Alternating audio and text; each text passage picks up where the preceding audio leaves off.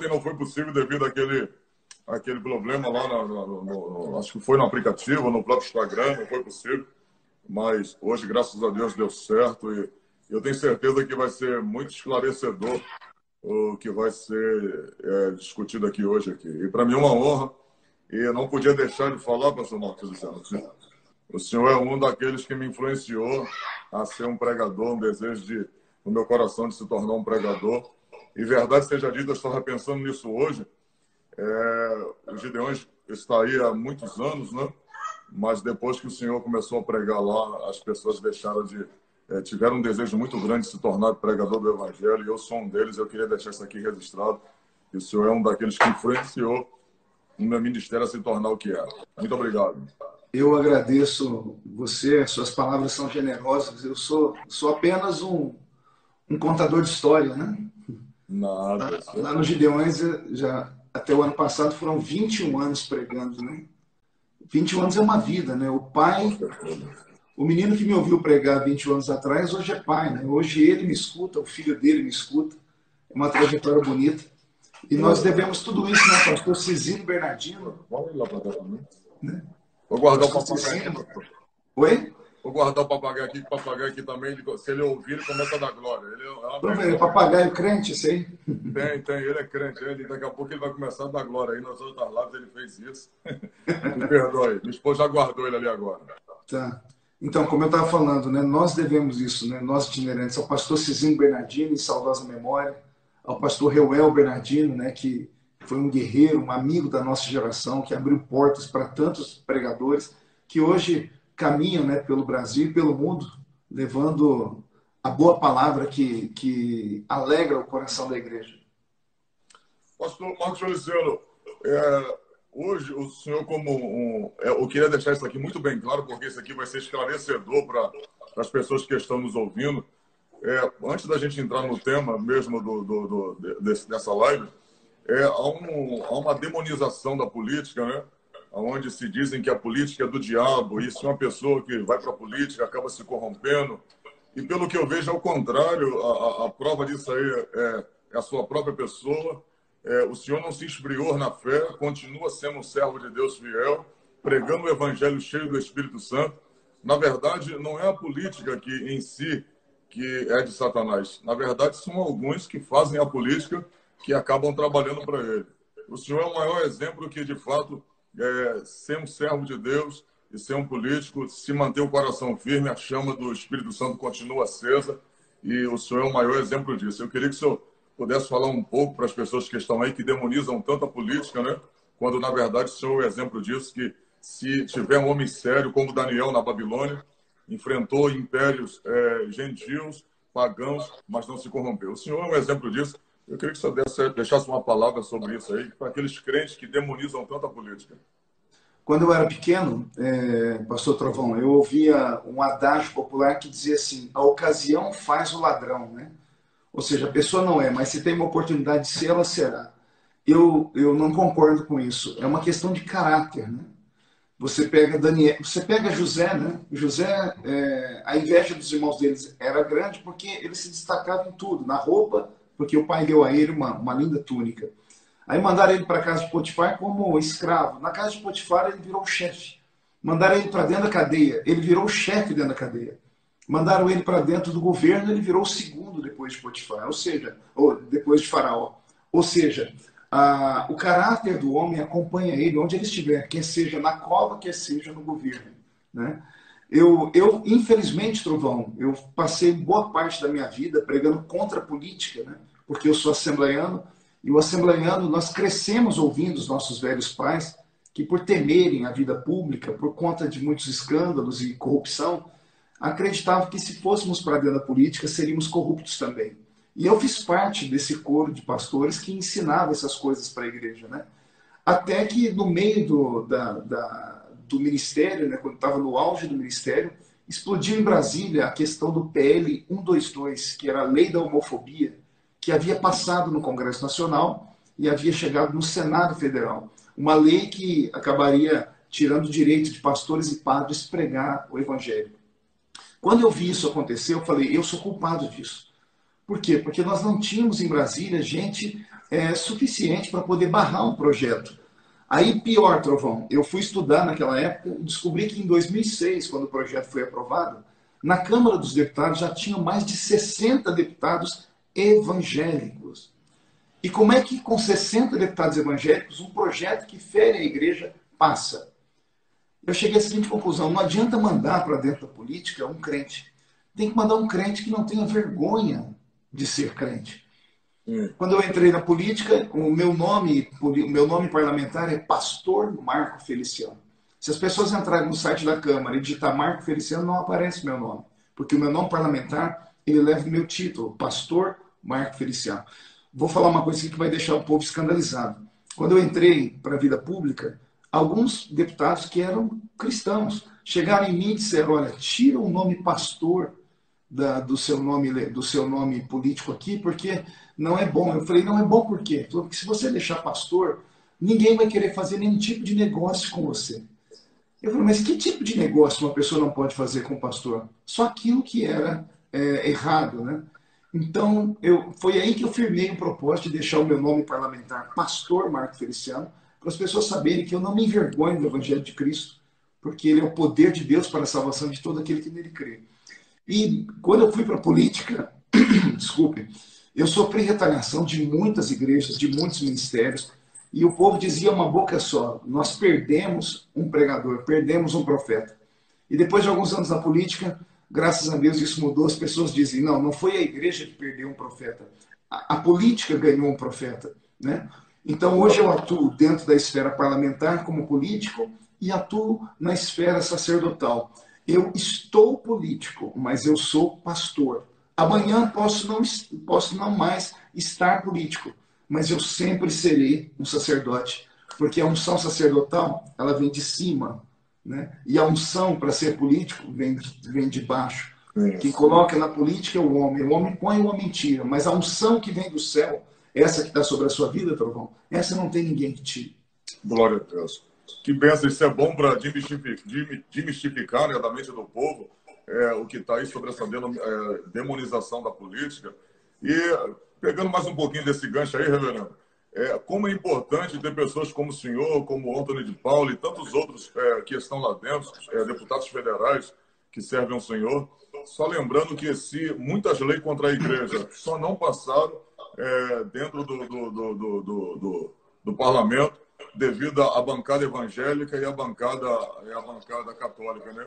Principalmente essa PL 122 aí. Isso de fato se comprova mesmo?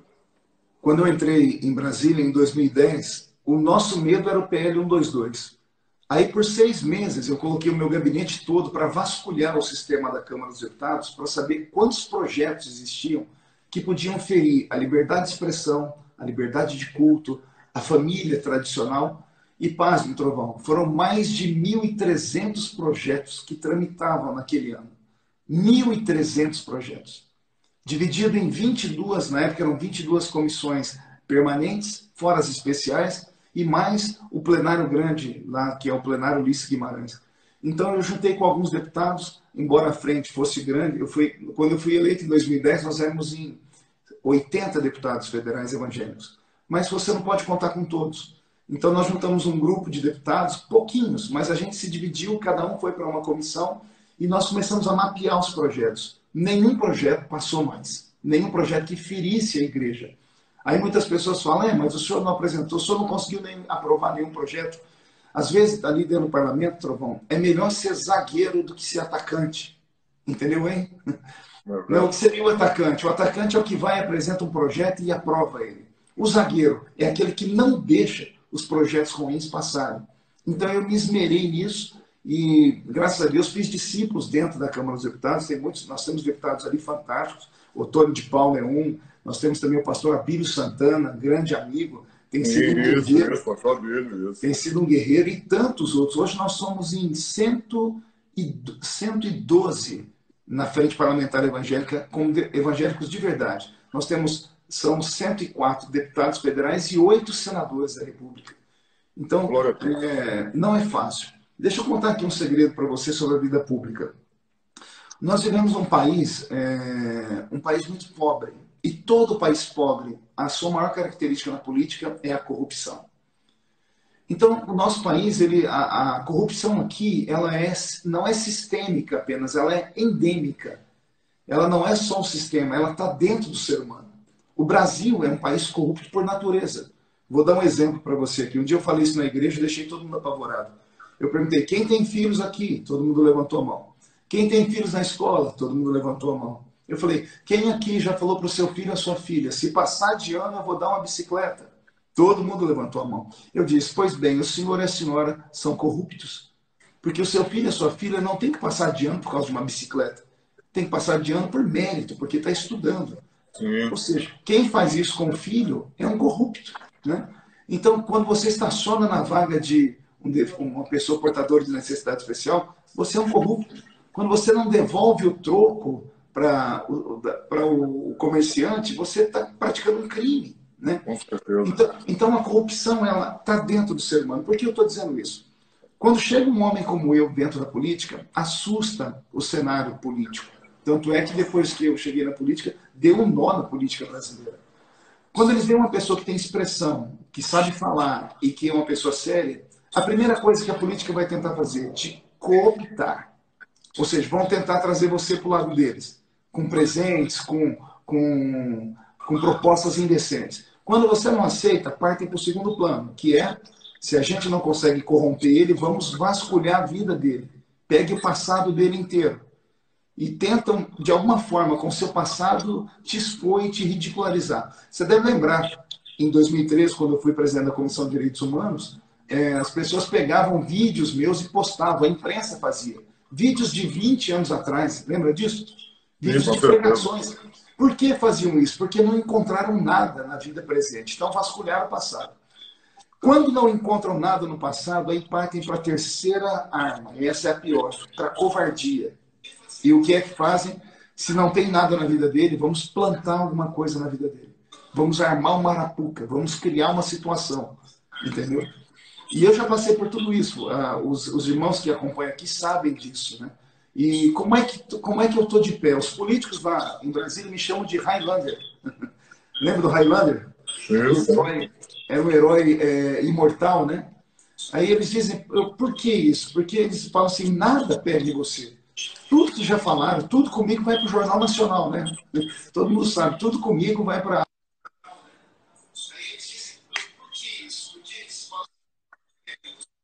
Todavia, Deus tem me mantido de pé até agora. Glória a Deus, pastor Marcos. Esse é um dos motivos que nos faz realmente acreditar na política, embora tramaram contra o senhor e ainda tramam como tramaram na época de Daniel, né? Contra o próprio Daniel, às vezes por inveja e por se manter como se manteve como servo de Deus e como homem de caráter, com o senhor também não está sendo diferente. Mas graças a Deus, tentaram, mas não conseguiram, né? Tentaram, mas não conseguiram. O senhor está aí até hoje e, de fato, nos representa ali dentro do parlamento. E a gente sente orgulho do senhor, não só como homem de Deus que mas também como essa nova fase da sua vida como político, representante do povo brasileiro lá dentro do parlamento. Parabéns pela sua postura e pela sua vida pública até o dia de hoje, sem nada que desabone a sua conduta. Deus seja louvado pela sua vida. Obrigado. Reverendo, Sim. aproveitando... pode concluir. Deixa eu só falar aqui mais uma coisinha, né? Isso não é mérito meu, viu, Trovão? Eu sou um ser humano cheio de defeitos. O que me sustenta é a oração da igreja e a misericórdia de Deus. Posso contar um testemunho aqui? Pode. Isso vai servir para você como pregador, porque eu sei que você também tem sofrido muito ataque aí. Há muitos anos atrás, eu morava numa outra casa e eu recebi uma irmã de oração, e ela almoçou com a gente. Após o almoço, ela encostou no sofá, reclinou e ela dormiu e teve um sonho, uma visão. E ela acordou aos gritos. A visão dela foi a seguinte: ela viu uma mesa oval, vários homens e mulheres bem vestidos todos eles a rigor, né, de terno, roupa social. E ela disse que o que conduzia a reunião, ele era mais alto do que todos. Na visão, ela estava atrás dele. Ela olhou para a mesa e viu um papel. E no papel tinha o meu nome, Pastor Marco Feliciano. E o homem que presidia a reunião começou, no sentido horário da mesa, a perguntar um por um: o que é que você tem feito para acabar com ele? E a pessoa que estava aqui do lado dizia assim: olha, eu tenho colocado tentações na vida dele, o outro, eu tenho colocado dinheiro, o outro, eu tenho colocado isso, eu tenho feito isso, tenho colocado... todos eles tinham uma armadilha para me derrubar. Quando ele terminou de perguntar a todos na mesa, ela disse que esse homem que presidia deu um tapa na mesa e gritou: se vocês estão fazendo tudo isso, por que é que a gente não derruba ele? Ele é tão forte assim? Quando ele disse isso, ela disse que todos se transfiguraram e não eram mais homens, viraram demônios. E todos de cabeça baixa apontaram para um canto da sala e disseram: o problema não é ele, se fosse só ele a gente derrubava, o problema é aquilo ali. Aí ela disse que quando eles apontaram para um canto da sala, eles olharam, abriu um buraco na parede e começou a entrar gritos e vozes e louvores de gente orando, gritando: Deus, guarda o Marco Feliciano, Senhor, guarda o pastor Marco Feliciano, Senhor, protege a vida do seu servo. Eu me emociono quando eu falo disso, porque não existe homem forte. Existe homens e mulheres protegidos pela oração da igreja, viu? Aleluia. Era isso que eu queria falar. Aleluia. E é de suma importância essa parte da oração, porque se a Bíblia nos afirma que a oração de um justo, ela pode muito nos seus efeitos, imagine os justos reunidos para orar. E nessa atual conjuntura, homem de Deus, que o mundo está em polvorosa, o mundo está em pânico, mas deu para perceber. Vamos falar aqui agora sobre a igreja em si. Qual é a sua avaliação como servo de Deus num momento como esse? Como a igreja de Cristo tem se comportado num momento de adversidade que até então, na nossa nação em si, a gente nunca havia vivido isso, né? Essa questão da pandemia, e sem contar com a mídia alarmista, né? Que está apavorando o povo. A grande questão é: qual é o seu resumo em si concernente à igreja, homem de Deus? A igreja está se portando bem nesse momento, ou a igreja ainda está deixando um pouco a desejar, ou pelo menos uma boa parte dos crentes aí? Como o senhor tem visto na sua visão o posicionamento da igreja no momento atual? Trovão, a minha visão é um pouco crítica, tá? Espero que os irmãos que tenham misericórdia de mim, do que eu vou falar. A igreja, eu não tenho uma avaliação precisa, porque nunca antes na história aconteceu isso. O mais próximo do que aconteceu na história do mundo, como a gente conhece, foi durante a peste negra, séculos passados na Europa, né? O que está acontecendo agora é algo inusitado. O mundo não estava preparado para isso. A igreja tem sido atingida na sua coluna, né? Na sua coluna cervical. Por quê? Os templos estão fechados para os cultos. A igreja, algumas estão abertas para receber pessoas lá para orar. Os cultos agora se transformaram online. Nós estamos aqui agora online. Eu não sei o que vai acontecer quando tudo isso terminar. Hoje eu falava com um rapaz que é um pensador presbiteriano, e ele dizia que a igreja presbiteriana se reuniram alguns obreiros, e eles estavam dizendo que, para tentar entender o que está acontecendo, se isso veio de Deus, se é permissão de Deus esse vírus, o que está acontecendo. E chegamos à seguinte conclusão: quando tudo isso terminar, possivelmente de 20% a 30% dos membros da igreja nunca mais voltarão para os cultos. Infelizmente, porque as pessoas estão acostumando com o culto online. E eles percebem que estando aqui, eles têm conforto, não tem que dar dinheiro na igreja, não tem que ouvir um sermão por 2 horas. Eles podem assistir o culto comendo pipoca, tomando Coca-Cola, assistindo um olho no culto aqui, um olho no Big Brother ali, né? Então, eu sinto que Deus está trabalhando. Vou dar uma palavra aqui, então, acho que você entende, quem lê a Bíblia entende. O Brasil, nos últimos anos, vem pedindo a Deus justiça. E todas as vezes, na Bíblia Sagrada, quando alguém pediu justiça, junto com a justiça veio o juízo. Nós estamos vivendo um tempo de justiça, mensalão, petrolão, políticos presos, grandes pessoas caindo, empresários indo para a cadeia, tempo de justiça. Mas junto com a justiça vem o juízo. E o juízo, ele não escolhe cor de pele, não escolhe posição social, né? Ele vem para todos. E é o que nós fazemos no juízo que nos difere. O cristão e a igreja, nesse momento, tem que confiar em Deus. Eu tenho que ter o seguinte pensamento: senão eu desespero ou entro em depressão.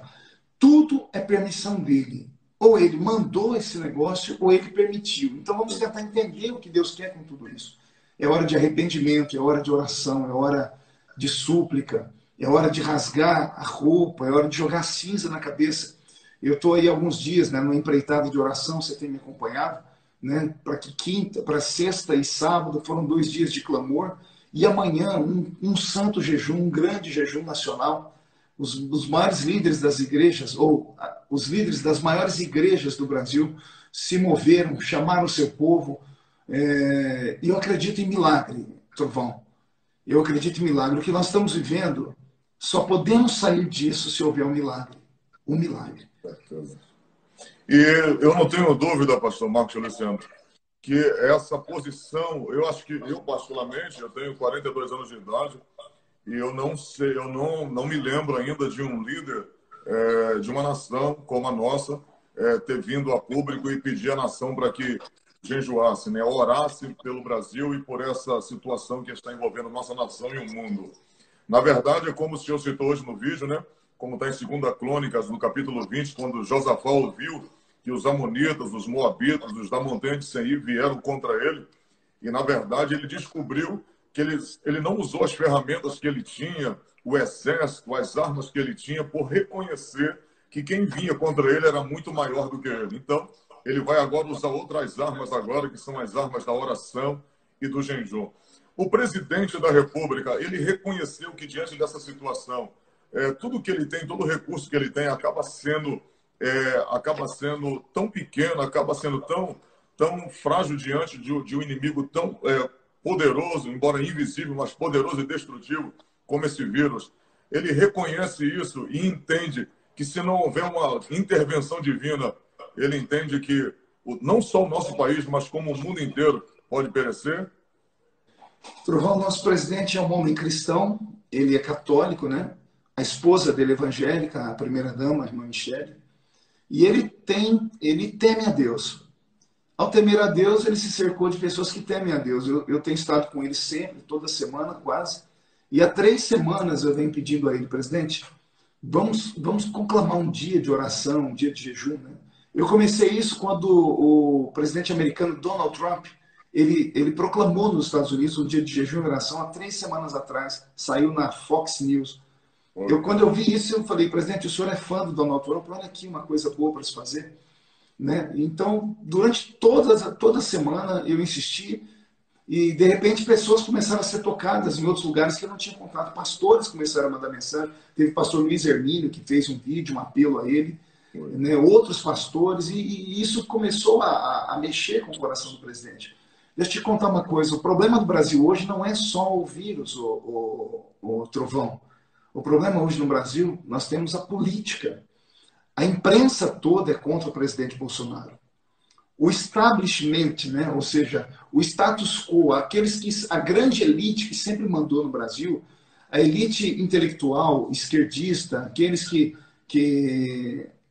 seguem a linha do iluminismo, aquele pessoal de antigamente que acha que Deus está morto, eles vivem muito aqui no nosso país porque durante os últimos 30 anos o Brasil foi governado por pessoas de esquerda. Então, quando aparece uma pessoa que é conservadora e que é de direita e que é honesto, as pessoas podem acusar Bolsonaro de tudo. Pode falar que ele é turrão, que ele é grosso, pode falar o que for, mas não podem falar que ele é desonesto. Ele é um homem honesto e é um idealista, né? E por ele ser idealista e um homem honesto, ele luta contra toda a politicagem antiga do Brasil. Então, hoje, o que faz a grande imprensa, né, eu chamo de extrema imprensa, a oposição, de maneira covarde, usam a situação de calamidade do vírus, que é do coronavírus, para tentar acabar com a liderança do presidente Jair Bolsonaro. O presidente hoje tem problemas internos, com o ministro Mandetta, por exemplo, gente do nosso grupo que, de repente, se revoltou. Né? Então, existe uma luta, uma queda de braço para derrubar Bolsonaro. Por que isso? Eu contei num vídeo dia desse. Houve uma mudança geopolítica mundial e espiritual também. Os Estados Unidos saem de Barack Obama, um esquerdista, um socialista, e vai para a mão de Donald Trump, né, um capitalista e cristão. Pode não ser o melhor dos cristãos, mas é um homem que tem lá o vice dele, é um pastor, e ele ora todo dia. De repente nós temos na Guatemala, de repente nós temos no Paraguai, e começam a esparramar pessoas na Hungria, no Brasil, homens que são cristãos. E o cristianismo sempre foi um problema para esse pessoal que é progressista, porque o cristianismo tem valores. O cristianismo prima pela vida e o cristianismo diz que há um Deus no céu. Enquanto o socialismo acha que o Estado tem que ser Deus. O Estado tem que ser paternalista, o Estado tem que dar comida, tem que dar roupa, tem que dar bolsa isso, bolsa aquilo. E a fé conservadora, o conservadorismo vem de Calvino, e quem conhece os escritos de Calvino sabe que Calvino sabia que a riqueza só viria através do capitalismo. Ou seja, o que gera riqueza é o trabalho, o homem tem que trabalhar para gerar riqueza e manter a sua família. Então, existe uma briga muito grande aqui no Brasil que extrapola os limites de um coronavírus. O presidente, então, entendeu que a base de sustentação dele hoje, muito grande, tem sido os evangélicos, ele percebeu a nossa lealdade, né? E ele fez aquele videozinho de alguns segundos falando assim, ó, domingo é dia de jejum. Pegamos uma carona naquilo, começamos, todos os pastores estavam falando, começamos a colocar para frente, e hoje nós temos aí o país todo mobilizado. Amanhã, ou a partir de hoje, à meia-noite, eu quero crer que os céus do Brasil serão estremecidos, que o reino das trevas tem os seus dias contados. Eu quero acreditar que a oração de um justo pode muito seus efeitos. Eu quero acreditar que todas as notícias que nós ouvimos sobre o coronavírus, em nome de Jesus, o estardalhaço todo vai parar, ao ponto das pessoas falarem, mas o que aconteceu com as previsões? Para que as pessoas reconheçam que depois que a igreja orou e jejuou, o milagre aconteceu. Então, eu quero crer nisso, eu quero crer que esta oração, esse jejum que vai começar à meia-noite, as pessoas estão perguntando aqui como jejuar, né? O jejum não é só ficar sem comer, gente. Não é você ficar na frente da televisão sem comer. Não é você parar de comer e ficar no celular. O jejum é um momento de contrição, é um momento de entrega, é um momento de arrependimento.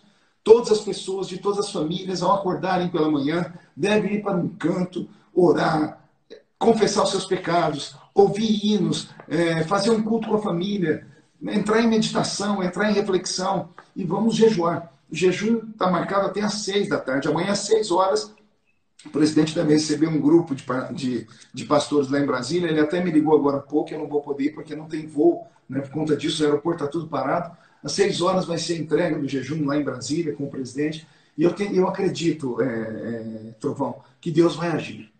Para que todas essas pessoas que estão falando que Deus não existe, que a nossa fé é uma fé medíocre, para que eles entendam que há um Deus no céu ainda. Há um Deus no céu que ouve a oração do seu povo.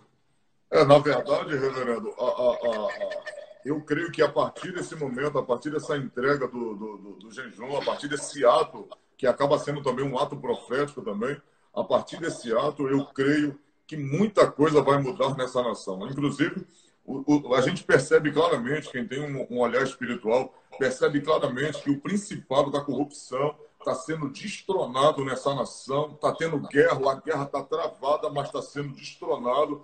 E eu não tenho dúvida, pastor Marcos Feliciano, se Deus não quisesse que o presidente Jair Messias Bolsonaro fosse o presidente do Brasil, naquela facada ele teria partido, ele teria morrido, Deus permitiria ele morrer. Se Deus segurou ele até agora, se Deus preservou a vida dele, porque Deus tem um plano, e está aí um homem cristão na nação, um homem que levanta... Eu me lembro do que o senhor disse uma vez, que ainda veria um presidente que saudaria o povo na hora da voz do Brasil com a paz do Senhor. Em um determinado dia, o presidente saudou o povo com a paz do Senhor Jesus e foi extraordinário. Então, a gente está no caminho certo e eu posso falar uma coisa com o senhor sem medo de errar. As pessoas ainda têm repulsa ainda pela política, mas acredito que daqui a um tempo, daqui a uns anos, quando as leis forem mais rigorosas, as leis forem melhores no nosso país e esse principado da corrupção sair, as pessoas vão sentir orgulho de serem políticos, vão sentir orgulho também dos políticos, com certeza. E nesse momento atual, a igreja, para a glória de Deus, através de um líder, né, da nação, o presidente Jair Bolsonaro, a igreja foi despertada e a igreja está se posicionando como tal. É num momento como esse, eu tenho uma frase que eu carrego comigo, homem de Deus, que eu digo o seguinte: a igreja precisa de Cristo, mas o mundo precisa da igreja. E a igreja que o mundo precisa é uma igreja cheia, é uma igreja que se posiciona, e na verdade a gente vai entender que o pastor só serve a Deus há quantos anos mais ou menos, reverendo? 30 anos? Eu aceitei Jesus com 13 anos, eu tenho 47, são 34 anos. 34 anos. Aí é onde a igreja se posiciona. É nesse momento que a igreja está entendendo que o Deus que nos livra de um inimigo tão feroz como esse vírus, que é o diabo e suas legiões, vai guardar não só o nosso país, como a vida do nosso presidente e o seu governo. Na verdade, pastor Marcos, para a gente concluir também, embora as nossas precauções, né, a máscara, o senhor também deve estar de quarentena, a gente está fazendo a nossa parte, está vigiando. Mas o que o senhor pode falar para os crentes nessa hora que estão apavorados com um vírus como esse, né, que está deixando gente até em desespero, né, dentro de casa, gente querendo até mesmo se matar, dizendo que o vírus vai matar toda a família? Não apenas do lado, do lado da medicina, né, do que os infectologistas falam, mas agora, olhando pelo olhar da fé, o que o senhor tem a dizer para eles que estão em desespero, mesmo essas pessoas sendo crentes, e estão em desespero total por causa de um vírus? Na sua concepção, lógico, eu sei qual é a sua resposta, entre aspas, mas mais poderoso do que o diabo esse vírus não é, né? E Deus tem nos guardado. Pois é, deixa eu te dizer, eu acredito que a igreja precisa, nesse momento, Trovão, refletir no que está acontecendo e a oportunidade que nós estamos tendo. Passando álcool gel aqui. Né? Veja só, você falou aí, né, das pessoas que falam de política. Nós vemos um tempo, Trovão, tão ruim, onde os crentes falam dos crentes. Né? Eu postei um vídeo, não sei se você acompanha aqui no meu Instagram, eu coloquei vídeo de todos os pastores, de todas as igrejas, dos maiores líderes, né? Líderes de multidões. Se você vê os comentários dos crentes, você desanima. Você desanima, porque as pessoas olham para o homem. Veja só, todos eles estão clamando em oração, conclamando o povo para jejuar. Jejum e oração é igual canja de galinha, não faz mal a ninguém. Mas até nisso, o povo encontra um motivo para falar. Eu creio que Deus está permitindo tudo isso aí para curar o nosso povo. O nosso povo começar a entender que a gente tem que aprender a olhar para as pessoas e não ver os defeitos, mas ver as qualidades delas. A gente olhar para um copo de água que está com a metade dele e não dizer assim, nossa, esse copo está quase vazio. Temos que dizer, esse copo está quase cheio. Nosso olhar cristão tem que ser um olhar de piedade, um olhar de amor. Nós temos piedade do ímpio lá fora, não vamos ter piedade do irmão fraco aqui no nosso meio. Por que eu estou dizendo isso? Porque essas pessoas que têm medo do coronavírus, esses irmãos que estão apavorados, eles esqueceram da fé deles, porque todos os cultos, a palavra pregada falava, no final dos tempos viriam pestes, terremotos, filho se voltando contra pai, pai contra filho. Isso está tudo na Bíblia. Então, quem acompanha os cultos, quem é crente de verdade, como eu e você, assembleiano raiz, que cresceu ouvindo os pastores, isso não apavora a gente. Por quê? Primeiro, a gente acredita que Deus pode nos livrar. Eu acredito que os umbrais das portas das nossas casas estão marcados com o sangue do Cordeiro. Então, o anjo da morte vai passar por cima. Mas se acontecer de alguém ficar infectado, vamos orar para Jesus curar. E se Jesus não curar, aí a vontade soberana é dele. O que não pode haver é desespero, porque o desespero, ele manda uma mensagem para o psicológico da pessoa e abre uma brecha para que a pessoa fique fraca. Fique fraca, até mesmo o seu corpo, né? Caia a imunidade. Isso é comprovado cientificamente, para você ter uma ideia. Né? Toda pessoa que está inteira, sente uma dorzinha aqui, vai no hospital. Alguém falou, está com câncer, acabou a vida da pessoa. Porque a mensagem psicológica entrou na mente dela, ela diz, vou morrer. Né? Então, se você ficar aí atormentado em casa, desesperado, se você ficar dizendo, vou morrer, possivelmente você vai acabar passando por isso mesmo. Mas se você tem fé que Deus ainda protege, que Deus ainda livra o homem da morte, vamos crer, vamos fazer a nossa parte. Vamos aí estarmos isolados, lavar a mão com água e sabão, usar álcool gel quando for possível, evitar aglomerações, evitar lugares, no hospital. Eu estou achando interessante, Trovão, porque hoje eu vi uma reportagem de uma moça, ela mostrou todos os hospitais de Brasília, os hospitais estavam vazios, no horário de pico, onde todo mundo tinha que estar lá, ninguém estava no hospital. Ou seja, o coronavírus está acabando com as mortes, sabia? O índice de morte no Brasil caiu nesses 2 meses. Não tem mais assassinato, não tem acidente de carro. Por quê? Está todo mundo trancado dentro de casa. Os hospitais, não tem. Está todo mundo falando, nossa, hospitais, isso e aquilo. Vai no hospital aí perto de você e vê se está tumultuado. Nem no hospital as pessoas estão indo, porque toda pessoa que tem imunidade baixa tem medo. Ou seja, eu não sei o que está acontecendo. Esse coronavírus aí está. Está fazendo milagre. Está funcionando mais que algumas pregações, né? Oi, Reverendo. Oi. O que eu vou perguntar ao senhor aqui, o senhor tem muita propriedade para falar, porque além de pregador do Evangelho, o senhor é pastor-presidente da Catedral do Avivamento e, com certeza, o senhor tem seus membros ali que são doutrinados, são orientados pela palavra. Com base no que a gente vai falar dos crentes medrosos e os crentes também não medrosos também, que entende que, embora sente medo, mas faz como Josafá. Sentiu medo, mas foi orar. Sentiu medo, mas foi buscar o Senhor. Essa questão da igreja, de uma boa parte com medo, até mesmo em pânico, tem muito a ver com a sua liderança? Por exemplo, um líder forte, uma igreja forte, um líder de oração, uma igreja de oração, uma palavra concisa, bíblica, crentes bem alimentados. Tem muito a ver com isso também? Tem a ver com o despreparo dessa geração. É uma geração muito rasa no conhecimento da palavra. Né? O crente moderno desse tempo que a gente vive, ele vai na igreja uma vez por semana só. Quando a gente era novo convertido, a gente ia na igreja todo dia. Nós não tínhamos tempo para ir para show, não tinha tempo para ir para baile, não tinha tempo para ir para restaurante. A gente não ia para praia, a gente não tirava final de semana para ir para Disney. Nós orávamos e líamos a Bíblia. Então, quem lê a Bíblia e ora, ele está imunizado contra o medo. Agora, essa geração nova, a geração que vai na igreja, a única coisa que sabe de Bíblia é que escuta no púlpito. Já deve ter me ouvido falar, um dia desse eu saí de um culto, passei perto da minha caminhonete, tinha 10 crentes com a mão na caminhonete, orando. Eu me emocionei, falei, meu Deus, os irmãos estão orando pela minha viagem. Cheguei na ponta do pé, comecei a ouvir a oração deles. Eu tomo posse, esse carro é meu, em nome de Jesus eu tomo posse. Eu dei um grito e falei assim, ô preguiçoso, vai ter com a formiga? Vai aprender a ser dizimista, ofertante, para Deus abrir as portas? Aí eu falei, o que vocês estão fazendo? Não, viemos do culto agora e o pastor disse que tudo que a gente quiser é só botar a mão e tomar posse. Essa geração não suporta o primeiro vendaval. Por isso que tem medo do coronavírus, por isso que tem medo da morte. O cristão de antigamente, desde os tempos de Jesus, não temia a morte. O apóstolo Paulo falou muitas vezes sobre isso. O que me separará do amor de Cristo? Nada me separa do amor de Cristo. Nada me atormenta. Os cristãos da época de Nero, há escritores que dizem que eles, antes de morrer, gritavam assim, a morte não é nossa inimiga, é nossa amiga, é uma carruagem que nos levará à presença de Deus. Diz que quando foram jogar João o apóstolo, dentro do tacho de azeite fervendo, ele gritou, vocês estão acelerando o meu encontro com o meu amado, de quem eu sinto tantas saudades. Então a morte era um troféu, né? Aqui, eu vou contar uma piadinha aqui, posso? Pode.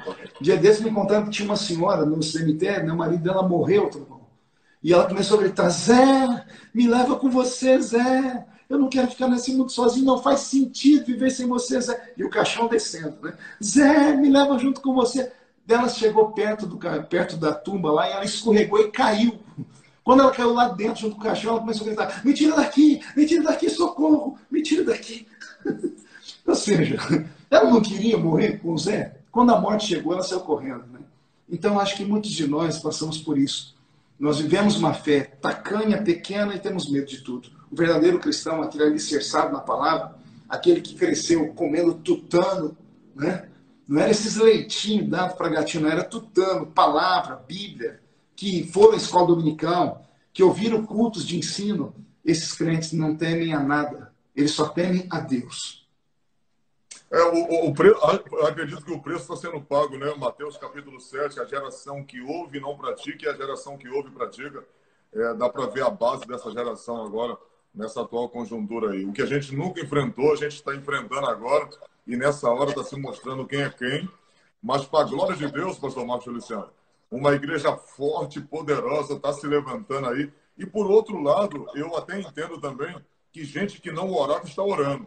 Com certeza. Gente que não buscava está buscando. Então, o coronavírus, por um lado, foi muito bom para aguçar a nossa vida espiritual, aguçar a nossa vida de leitura, é importante. E, principalmente, também dar mais valor à vida, porque tem gente aí que entende que hoje tem muito dinheiro, mas não pode se fazer nada, porque ninguém está vendendo, ninguém está comprando nada. O máximo que pode se comprar agora, numa hora como essa, é comida. E está vendo que o dinheiro, na verdade, não está servindo para nada. As pessoas estão acuadas dentro de casa. E saber que se Deus não guardar, em vão vai vigiar a sentinela. Mas, em contrapartida, foi muito bom, porque os crentes estão se posicionando, os crentes estão orando. E uma live como essa aqui, o senhor dando uma orientação como essa, mostrando que o efeito é devastador para quem não ama a palavra, para quem não pratica e para quem não leva o evangelho a sério. Não é surpresa para mim, pastor Marcos Feliciano, ver que uma geração que quando alguém cai endemoniado dentro da igreja, ele se levanta e sai correndo, sai de perto, porque a geração do senhor, a minha geração, quando um demônio, quando alguém se manifestava, não precisava nenhum líder descer do altar. Os próprios crentes iam lá, colocavam a mão que estava ali perto e expulsava. Não é isso? Posso falar? Pode. A nossa geração, o culto era ruim quando não caía ninguém demoniado. É verdade. A gente ia para o culto dizer assim, quem vai cair hoje? Como é que vai ser hoje? Nós tínhamos os caça-demônios, né? Hoje nós temos aqueles que fogem dos demônios. Pastor Trovão, eu queria dar uma palavra, posso? Pode, com certeza. Me veio ao coração aqui um texto da Bíblia lindo, lindo e triste ao mesmo tempo. Jesus falando com o povo de Cafarnaum, e ele dizendo, Cafarnaum, se os milagres que foram feitos aqui em vocês tivessem sido feitos em Sodoma e Gomorra, os sodomitas e os homens de Gomorra e as pessoas tinham se arrependido. Haverá menos juízo para Sodoma e Gomorra do que para vocês aqui em Cafarnaum. Isso uma vez me atormentou. E eu comecei a ler isso, para ver qual foi o pecado de Cafarnaum. Que pecado é esse que Jesus disse que o pecado de Sodoma e Gomorra era menor do que o pecado de Cafarnaum? Não sei se as pessoas que estão assistindo aqui já pensaram nisso. Eu descobri, lendo a Bíblia Sagrada, quando o Evangelho diz que Jesus saiu de Nazaré e foi morar em Cafarnaum, à beira-mar. Jesus mudou para Cafarnaum. Quando ele mudou para Cafarnaum, ele já era um homem conhecido, porque os milagres já começaram a seguir. Lá nas bodas de Caná, o milagre aconteceu e o ministério dele começou a crescer. Só que todas as vezes Jesus saía para pregar, ele pregava nas regiões, pregava, e ele vinha dormir em Cafarnaum, porque ali estava a casa dele. Ele passava dias pregando com cruzadas com 5.000 homens, fora mulheres e crianças, e quando voltava para Cafarnaum, para a casa dele. No início, as pessoas faziam fila na porta da casa dele em Cafarnaum para orar, para ele fazer um milagre. Só que com o tempo, a população de Cafarnaum se acostumou com a presença de Jesus. Eles se tornaram indiferentes à presença dele. Ou seja, chegou um tempo que Jesus chegava da cruzada, da viagem, ele andava pela rua e ninguém dava nada para ele. As pessoas diziam, é Jesus que está passando por ali, mas já passou o tempo. O pecado de Cafarnaum talvez tenha sido o maior pecado da igreja brasileira agora. Nós temos Jesus e ignoramos a presença dele. Não oramos mais. Precisamos esperar uma pandemia, um vírus, para a igreja orar. Eu fiz um vídeo há 4 dias atrás dizendo assim, que quando eu fui falar com o presidente para ele convocar o povo para orar, quando eu voltei, estava dentro do avião, o Espírito Santo falou comigo, falou, não tem alguma coisa errada aí não? Eu falei, o quê? O presidente da República tem que convocar a igreja para orar? Primeiro, ele é católico. E ele tem que convocar a igreja para orar? Isso não deveria ser uma função do sacerdote? Não é o profeta que tem que convocar a igreja para orar? Não é o pai de família que tem que chamar a família para orar? Não são os pastores, os líderes, os diáconos, os presbíteros, os evangelistas, os apóstolos, os bispos? Esta responsabilidade é nossa. A parte de oração, quem crê somos nós. Então, até isso nós estamos terceirizando, Trovão.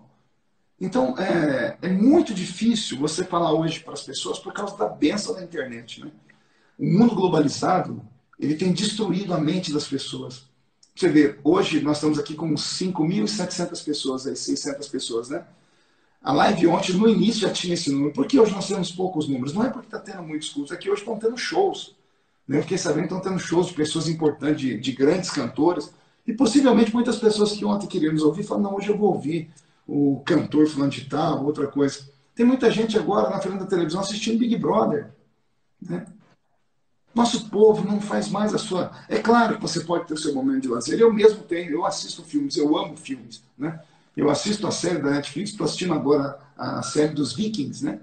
Mas a pessoa tem que ter consciência de como está a vida dela com Deus. Como se tivéssemos um termômetro agora, um termômetro espiritual, para saber o nível da fé do povo, e esse termômetro fosse colocado nas pessoas que estão agora ligadas conosco, como é que esse termômetro ficaria? Mostraria que a pessoa está quente, está fria ou está morna? É hora da igreja acordar. Homem de Deus, o senhor falou tudo e mais um pouco. Infelizmente, é isso aí mesmo. Mas eu acredito também, em contrapartida, que vamos ter crentes aí voltando à atividade da vida cristã novamente, despertando a saber que ou a gente melhora a partir dessa questão do coronavírus agora, a gente mantém a nossa vida com Deus ativa como se deve manter. Isso vem como despertamento, né? E não para uma outra função, imagino eu. Ou a gente mantém isso agora, ou então a gente vai perecer, com certeza. E o que mais me entristece, homem de Deus, o que mais me entristece em contrapartida é saber que essa geração que tem hoje, eu vi quem é que não acompanhou os sermões do Senhor, né? O dia da aprovação, os anjos, os emissários de Deus, né? E tantos outros sermões que o Senhor pregou, né? Tantas mensagens concisas, bíblicas, que fazia a gente ter mais vontade de amar a Deus, servir a Deus. Agora eu vejo a maioria da geração que está aí hoje aí, muitos estão pregando o evangelho que faz a gente chorar, mas na verdade não muda a nossa vida, né? E acabam as pessoas hoje levando o evangelho como se quer, do jeito, da maneira que quer. E a maioria de alguns pregadores, não estou generalizando, parece que não estão formando mais crentes com base, mas crentes Nutella. Infelizmente, me perdoa a minha palavra aí, mas gente Nutella sem base e, de fato, tem medo até mesmo de expulsar um demônio. Então, essa geração aí, essa boa parte da igreja, não me deixa assustado no que tange ao momento que está passando agora, de ficarem com medo, apavorados, porque eu já sabia que uma geração que tem medo de expulsar demônio, com certeza teria medo também de um vírus. Mas graças a Deus que ainda existem homens de Deus como o Senhor, que Deus levantou, que não só no evangelho, mas também na política, e continua sendo um influenciador lá dentro. Parabéns pela sua pessoa, parabéns pela sua vida e parabéns pelas suas palavras.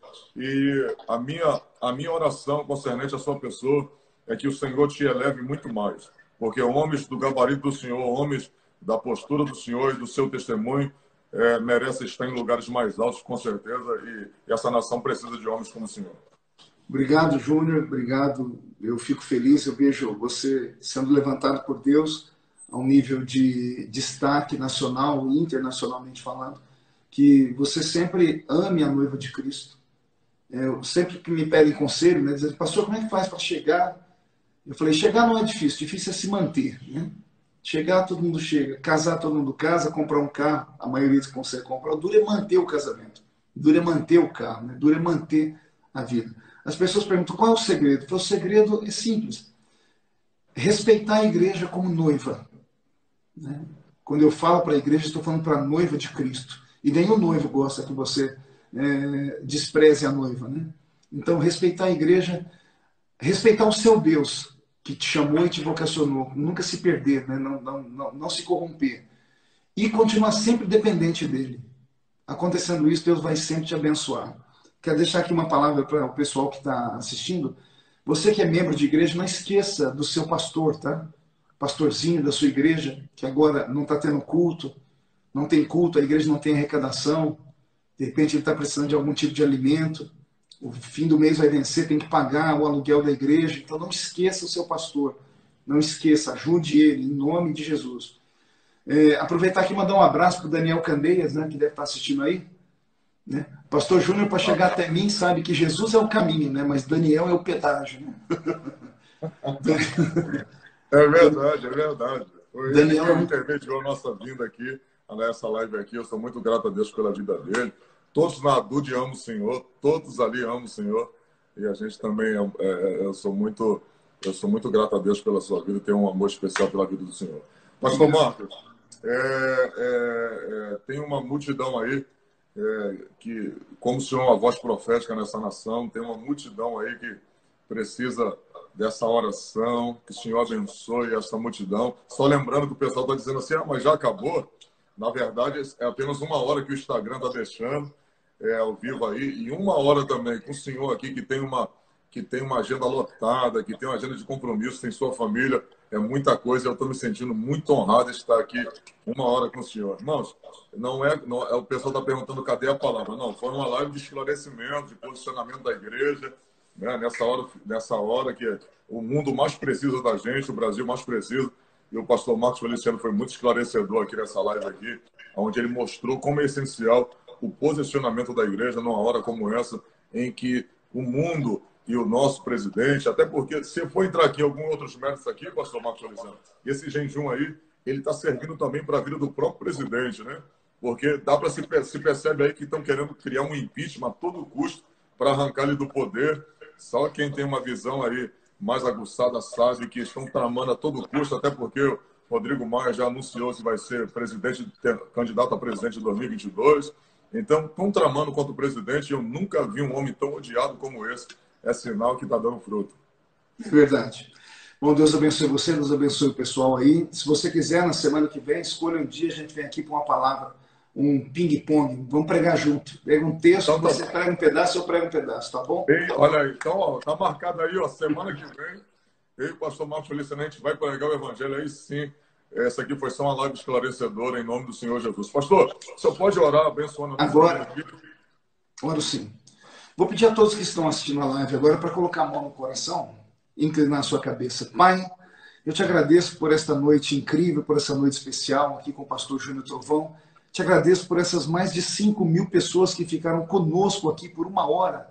Eu te agradeço porque tem jovens, tem pessoas de todas as idades que estão agora sendo tocados. Em algum momento, Senhor, desta live, um testemunho que eu contei, uma palavra que eu falei, entrou no coração deles. Esta geração é a geração do arrebatamento, Senhor. Eu ministro sobre eles da mesma graça e unção que o Senhor derramou sobre a minha vida. E que venha sobre eles um tempo de paz, de prosperidade, de unção, de graça. Que esta noite o seu povo seja visitado pelos anjos. E amanhã, Senhor, no nosso grande jejum nacional, move os céus, move a terra, protege o presidente, protege as pessoas que estão enfermas, mande embora, Senhor, esse coronavírus, que essa peste morra, que o coronavírus seja sepultado no nome de Jesus e que a nossa nação seja livre. Em nome do Pai, em nome do Filho e em nome do Espírito Santo. Deus abençoe a todos. Valeu, Trovão. Obrigado, pastor Marcos Feliciano. Uma honra, tome de Deus. Que honra. Amanhã, você pastoreia ou não? Não, ainda não, ainda não. Tá, então amanhã, às 18h30, eu faço culto aqui na Catedral do Avivamento, na minha igreja. É um culto online, eu prego amanhã uma palavra de meia hora. O culto é feito na igreja, tem um músico, ele toca e eu prego. Se você puder falar para o pessoal e assistir o culto amanhã, tá bom? Vai ser transmitido aqui no meu Instagram, tá? Pode deixar. Vou avisar, vou postar o cartaz lá. Valeu, Deus abençoe. Beijo no coração, fica com Deus. Obrigado, pastor Marcos Feliciano. Obrigado a todos aí, obrigado a todos os ouvintes, obrigado a todos os amigos. Deus continue abençoando a vida de vocês e até mais tarde.